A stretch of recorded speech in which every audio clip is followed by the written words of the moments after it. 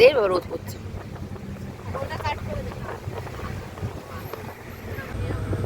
ইয়ে জানি তো কার ভাল লাগে।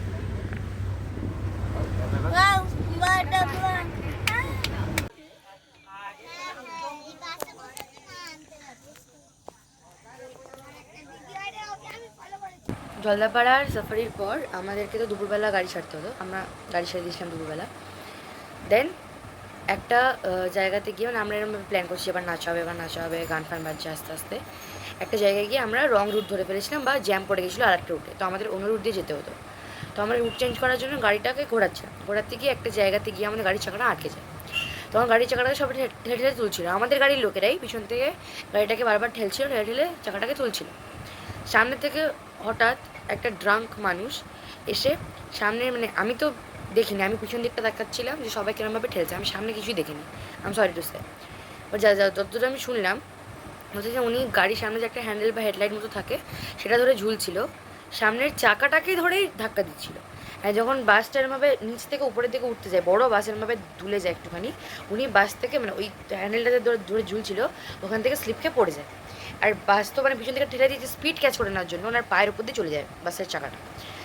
খুব সিভিয়ার ড্যামেজ হয়েছে কিনা আমি ড্যামেজটাও দেখিনি, সবাই চাচালো আর আমি মানে এতটা আমার গায়ে কাটাতে উঠেছিল, হুট করে আমি তাকাই না, আমি সরে গিয়ে বাসে উঠে পড়েছিলাম কারণ সবাইকে বাসে তুলে দিয়েছিল। ওনার এক্স্যাক্টলি কী হয়েছিল জানি না, বাট অনেকে বলছিল ওনার পা থেকে সাদা রস বেরোচ্ছিলো, রক্তটা আমি দেখেছি পুরো ভর্তি হয়ে গেছিলো, মানে অ্যাম্বুলেন্স এলো অ্যান্ড অল। দেন পুলিশের জন্য মানে ওখানটাতে আমাদেরকে প্রায় 7 ঘন্টা একই জায়গাতে, ওই জায়গাটা না একটুখানি এগিয়ে গিয়ে 7 ঘন্টা আমাদেরকে আটকে রাখা হয়। মানে আমাদের থেকে টাকা দাবি করা হয়, কতটা অ্যামাউন্ট আমি ঠিক জানি না, বাট দাবি করা হয়, টাকা দেওয়া হয়, তারপরে আমাদেরকে ছাড়া হয় আমাদের বাকি ট্রিপের জন্য। অ্যান্ড যে পুলিশরা ছিল তারা লোকাল পুলিশ ছিল, তারা নাকি বলছিল বারবার যে ইনি অনেকগুলো বাসের সাথে এরকম হয়েছে, এই সেম মানুষের সাথে এটা হয়েছে। অ্যান্ড আমি জানি না বেশি ডিটেলে, বাট আমি জাস্ট বলে রাখলাম যে এটা হয়েছিল আমাদের সাথে, দ্যাটস ওয়াই এতটা গ্যাপের পর মানে একটা সকালে ভিডিও হয়েছে একটা রাতে ভিডিও হয়েছে, মাঝখানে কোনো কিছু কথা হয়নি, কোনো নাচ গান কিছুই হয়নি, এটা ঘটে গেছিলো আমাদের সাথে। অ্যান্ড ইয়া, তো তোমরা তো শুনলেই যে ঘটনাটা কী ঘটেছিল। তারপর ওই 5 থেকে 7 ঘন্টা আটকে রাখার পর যখন ফাইনালি আমাদের বাস ছাড়া হয়, আমরা আমাদের বাকি ট্রিপটাকে কন্টিনিউ করি। অ্যান্ড এখন আমরা চলে যাচ্ছি গাড়িতে করে শিলংয়ের দিকে। এটা পরের দিন সকালবেলার ভিডিও, যেটা তোমরা বুঝতেই পারছো, ঠিক সকাল নয় ভোরবেলার দিকে। অ্যান্ড এখন আমরা যাচ্ছি শিলংয়ের দিকে।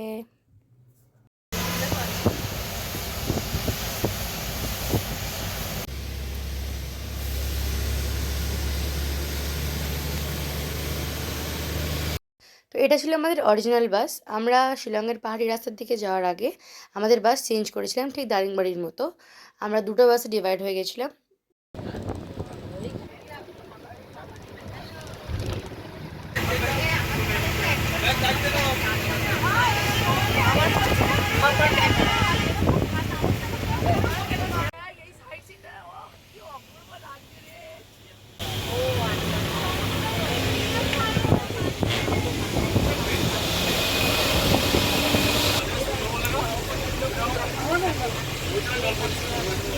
সুন্দরবন লেখা হ্যাঁ ঠিক, এটা কি করতে হবে ওইখান থেকে পড়তে।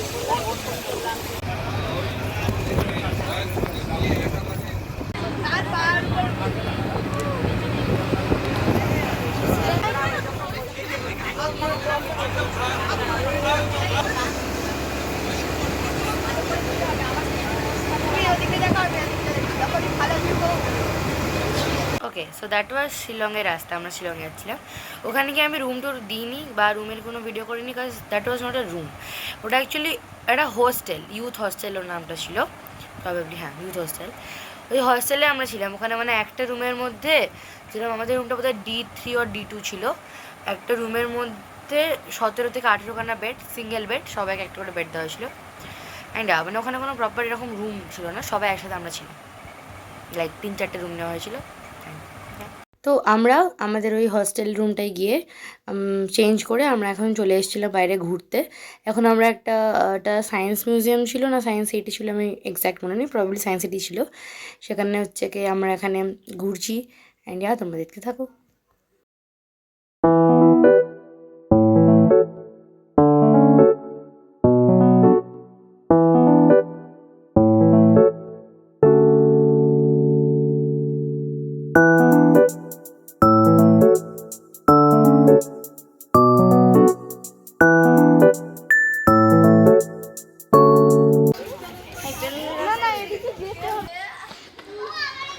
গাইস, আমরা চলে এসেছি জেট প্লেনে, আর উঠবো, উঠে ভিডিও করতে থাকো। বল, ভিডিও করছি দাদা। যতবার করে এরকম টাইপের সিন আসছিলো আমাদের গোটা বাসই প্রায় চেঁচাচ্ছিল। আমি তো নিজের লাইফে ফার্স্ট টাইম এরকম দেখেছি, মানে দারিংবাড়ি তো এতটা আমরা দেখিনি, বাট এইখানটা এসে মানে লিটারালি মনে হচ্ছে পুরো মেঘের উপর দিয়ে আমরা যাচ্ছি, চারিদিকটা পুরো সাদা। এখন তাও তোমরা নিচে হালকা হালকা আবছা আবছা গাছপালা দেখতে পাচ্ছ, বাট একটা জায়গাতে গিয়ে তো আমরা লিটারালি কিছুই দেখতে পাচ্ছি না। মানে আমরা গাড়িতে করে যাচ্ছি, দেখতে পাচ্ছি আশেপাশে 2-3টে ঘর বাড়ি আছে অ্যান্ড বাস, তারপরে পুরো সাদা, আর কিচ্ছু নেই।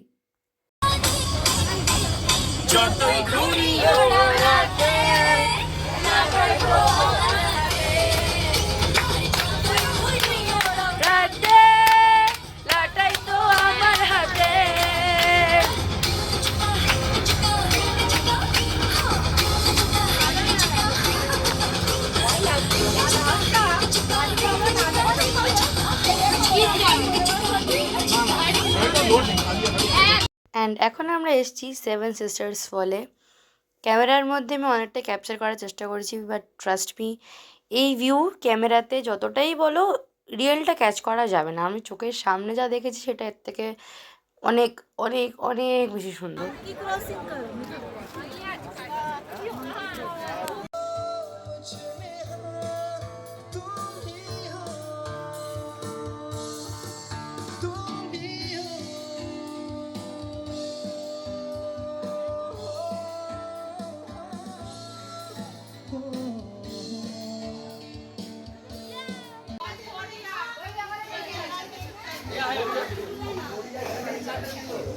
একটা স্পটে, এটা একটা কেভ মতো ছিল, এর ভেতর দিয়ে আমরা গেছিলাম।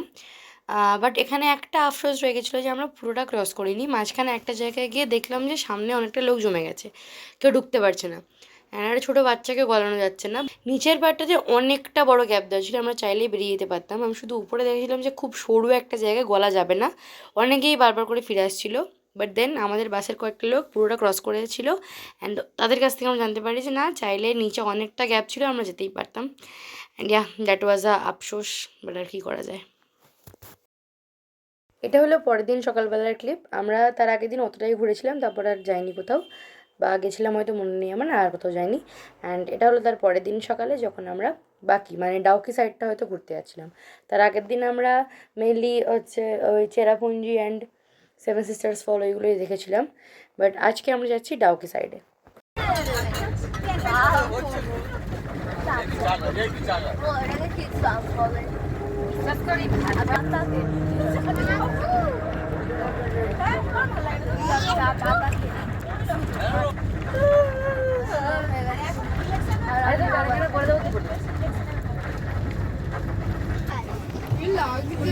ফ্ল্যাশ দেবো, এদিকে দেবে, নাম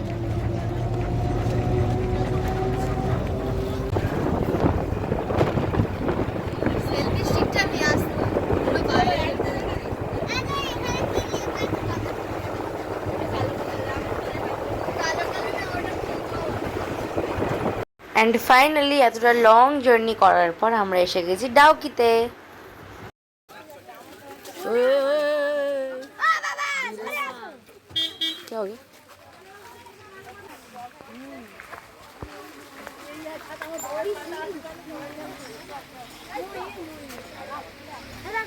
চড়বো না, এটা বাবাকে বলেছিলাম আমি, এটা অবশ্যই চড়বো আমি,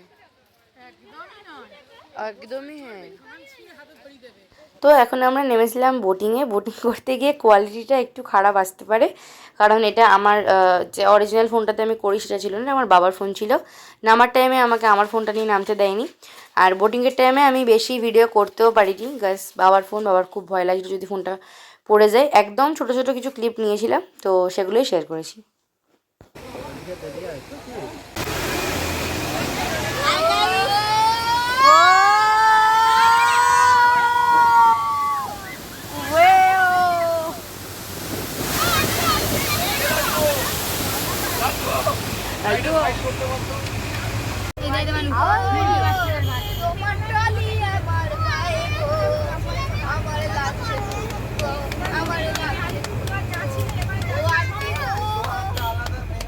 এখন আমরা এসে গেছি দ্য ক্লিনেস্ট ভিলেজ মিন্স মল ইন অংয়ে, অ্যান্ড ইয়া, ভেরি প্রিটি। খুবই পিসফুল অ্যান্ড শান্ত একটা ভাইব, বেশ ভালো লাগলো।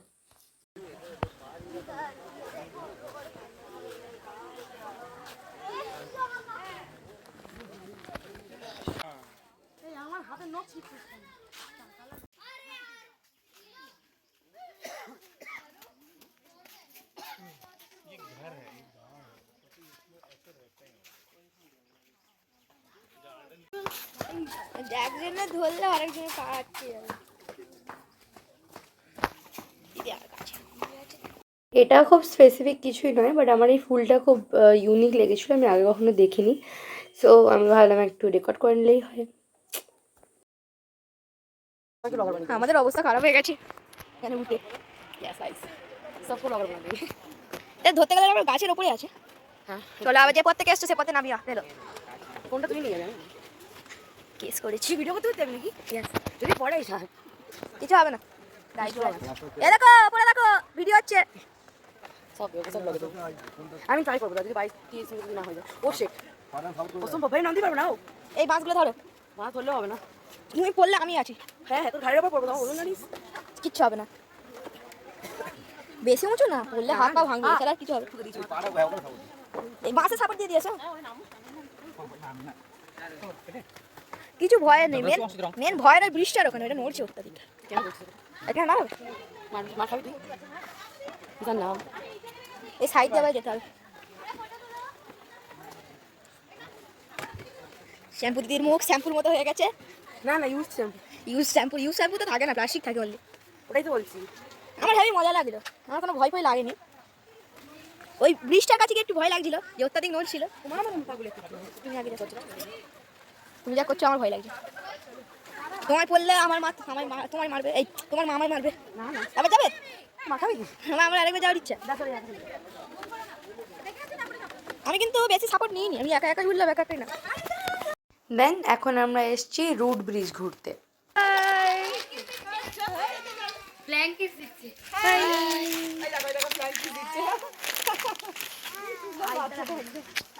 ওখানে একটা বাচ্চা ছিল।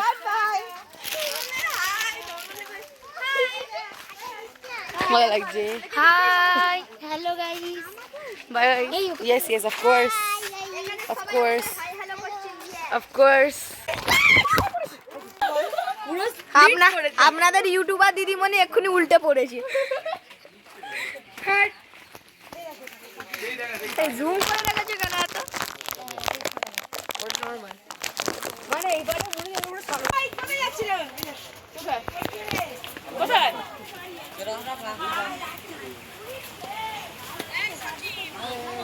আমার জন্য এটা নিয়ে আসো।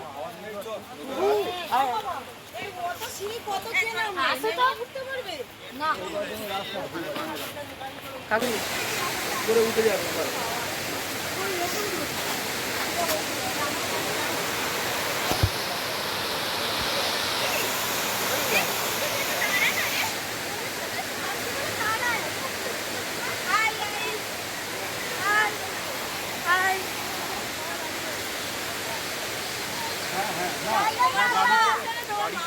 আমার মা বাবা সামনে, আমার বাবা সামনে।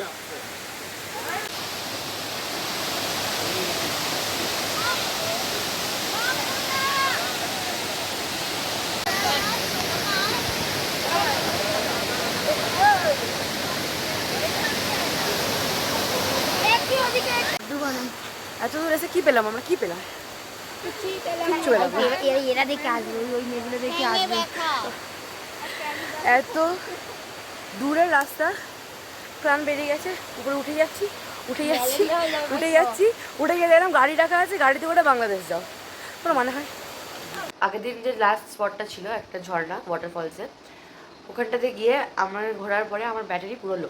আমি জানি না কেন আমার ফোনের ব্যাটারিটা এত খারাপ হয়ে যাচ্ছে দিন দিন। 100% চার্জ করে নিয়ে যাই, অ্যান্ড দেন 10-12 ঘন্টার মধ্যেই খতম। তো ওখানে গিয়ে মানে আমার ব্যাটারি 7% না 6% হয়ে গেছিলো, অ্যান্ড তারপরে তো 5% হয়ে গেলে আমার ফোনে ক্যামেরা অ্যাক্সেস চলে যায়। তো আমি আর কিছু রেকর্ড করতে পারিনি। বাড়ি এসে সে প্রচুর, বাড়ি বলছি, বাসে এসেছে খুব হেক্টিক জার্নি। বাসে আসার পর আমাদেরকে ওখান থেকে আমাদের অরিজিনাল বাসে যেতে হতো, ওই বাসটাতে করে। ওই বাসটাতে করে আসার সময় ওই বাসে টায়ারে না কোথাও ইঞ্জিনে বা ডিকিতে কোথাও আগুন ধরে যায়। অ্যান্ড মানে ভাগ্যবশত ওইখানটা একটা পেট্রোল পাম্প ছিল। আমরা সবাই নেমে যাই পেট্রোল পাম্পে, অপেক্ষা করি অপেক্ষা করি অপেক্ষা করি। ড্রাইভারকে বলা হয়, আপনি বলছেন যে ওনাদের গাড়ি আসছে আসছে আসছে আসছে না, বলছে আধ ঘন্টা লাগতে পারে, 2 ঘন্টা লাগতে পারে, 3 ঘন্টা লাগতে পারে, কোনো শিওরিটি নেই। তো ওখান থেকে অনেকগুলো ক্যাব টাইপের গাড়ি লাইক বুক করে দেয় 7টা, অ্যান্ড তাতে করে সবাই একসাথে গাড়িগুলো ছাড়া হয়, ছেড়ে আমরা পৌঁছাই আরেকটা ওই ওরকম টাইপের বাসের কাছে। সেই বাসে করে আরও 50 কিলোমিটার করে আমরা পৌঁছাই আমাদের বাসে। তাতে করে আমরা সকালে এসেছি এই হোটেলে। And this is the room, যেটা অনেকটা কেটে গেছে এখন।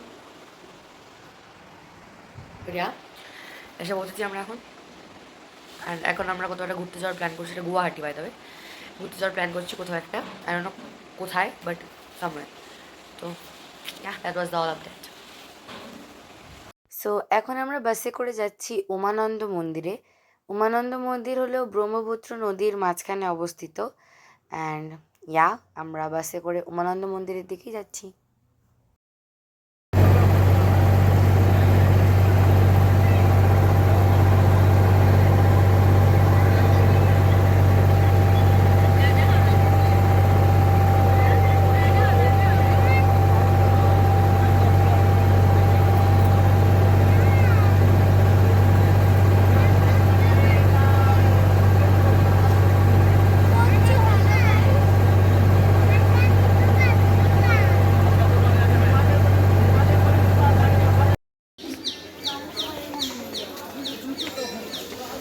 এদের জুতো নামিয়ে দেবো ওখানে আমি।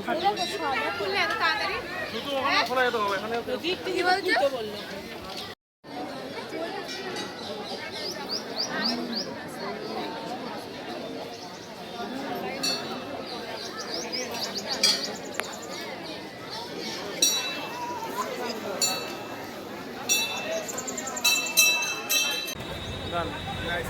মন্দির থেকে ঘুরে আমরা চলে গেছিলাম একটা মার্কেটে, এটাকে প্রবাবলি ফ্যান্সি মার্কেট বলে। অ্যান্ড